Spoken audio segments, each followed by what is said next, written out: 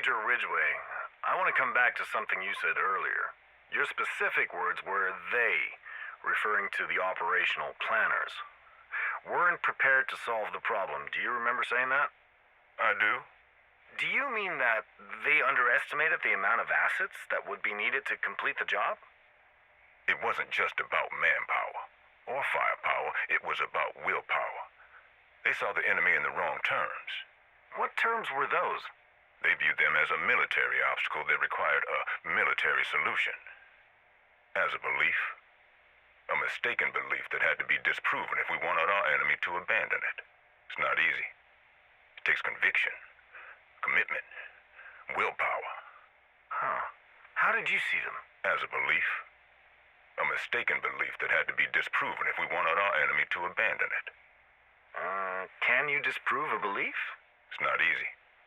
It takes conviction, commitment, willpower. Mr. Vice President, you asked to see me? Colonel, it's a pleasure to meet you in person. Thank you for making time. I'm at your service, sir. Let me speak frankly. If we don't get this outbreak under control right quick, there's a good chance we're not coming back from this. I agree with your assessment, sir.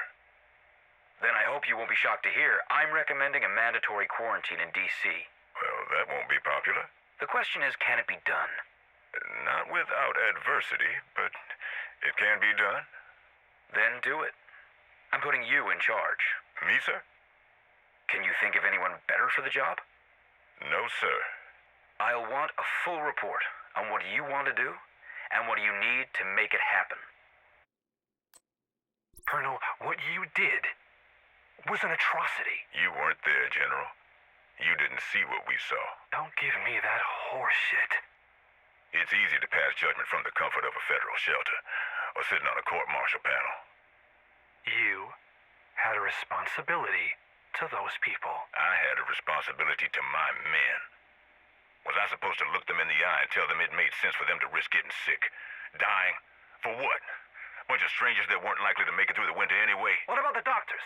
Construction crews? It wasn't just infected people, you goddamn murderer. You had orders to keep them safe. Orders? Do you know why my men follow me, General? Because they know I won't throw their lives away. That if they're loyal to me, I'll be loyal to them. A commander who isn't loyal to his men isn't worthy of command. Face the wall. I am still your superior. You will address me as sir. Face the wall, or you be beaten within an inch of your life, sir. You seem to have a bit of an attitude problem, soldier. You seem to have a problem following simple instructions, Colonel. This is your last warning. Face the wall. Whatever you say, son. You're the big man in here. Colonel Ridgeway, it's good to see you, sir. Masters, what are you doing here? Breaking you out of this shithole, sir. That's very decent of you, Corporal. Being decent is my greatest ambition, sir. Shall we get you the hell out of here? No, not just yet. Let's liberate these other soldiers from their cells and see if any of them are interested in joining the greater cause. Yes, sir. You keeping up with the news, Antwon? Yeah, can't stomach it. My daddy was at Saigon in '75. He talked about this kind of thing. Beginning of the end, but nobody's ready to admit it. Because they aren't ready to survive it. That's what they got us for. Anybody believe that's in for a nasty surprise? You ain't sticking around? Oh, I'm sticking around. I got my men to look after. Everybody else, though, they can fend for themselves. Because many of you are new to the unit, I want to go over the ground rules. The rules apply to all of us, and they ought to be obeyed without fail. Rule number 1, the unit is sacred. Anyone who disrespects a true son is an enemy of all true sons. Rule number 2, every soldier fights. There's no place among us for cowards and malingerers.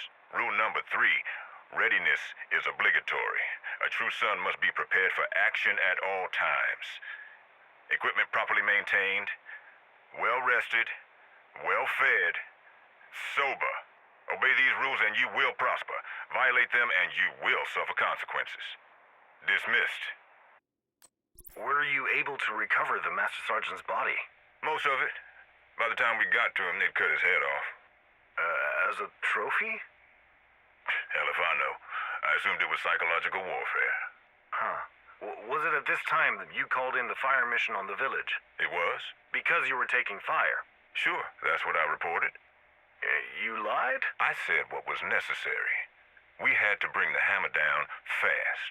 Weren't you concerned about collateral damage? I was hoping for it.